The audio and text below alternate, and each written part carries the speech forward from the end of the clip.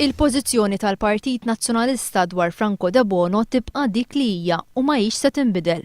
Hekk iddikjara l-Partit Nazzjonalista wara l-ħamis wara nofsinhar fuq Radio 101, l-Ewroparlamentari Simon Busuttil qal li huwa mhux kontra li jkun hemm rikonċiljazzjoni mal-istess Debono. F'kummenti waqt Breakfast News fuq One, id-deputat indipendenti Jeffrey Pullicino Orlando spjega li anke fil-każ tiegħu Simon Busuttil ipprova jkellmu, iżda mingħajr suċċess, għaliex fl-isfond kien hemm min qed ifixkel.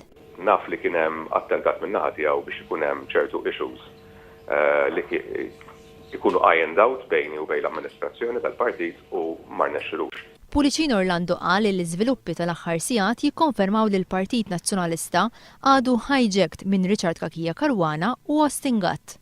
Partit ġi hijacked minn Richard Cachia Caruana u minn Dr. Austin Gatt.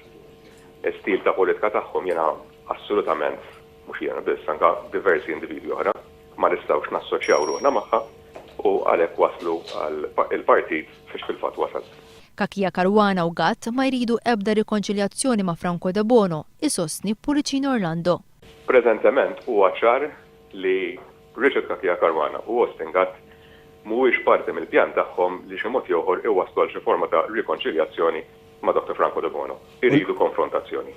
Pullicino Orlando akkuża lil Richard Cachia Caruana u lil Austin Gatt li qed jinstigaw din il-konfrontazzjoni. Fil-ġimgħat li ġejjin iridu li jkun hemm konfrontazzjoni ma' l-Onorevoli Franco Debono u qed jinstigaw bil-konfrontazzjoni.